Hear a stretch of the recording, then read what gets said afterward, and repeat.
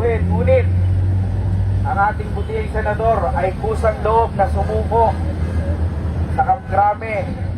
At anumang oras ngayon na ating inaabangan, siya ay dadalhin dito sa Sandigan at dito sinisisunan kung saan siya ipukulong. Papayag ba tayo, mga kasama? Ipaglalaban ba natin si Senator Bong? Mahal natin si Senator Bong Revilla. Paglalaban namin! Nakabutihan niya! Napakaingat ng tao! Lahat ng klaseng tao binibigyan! Lahat ng klaseng tao binibigyan niya!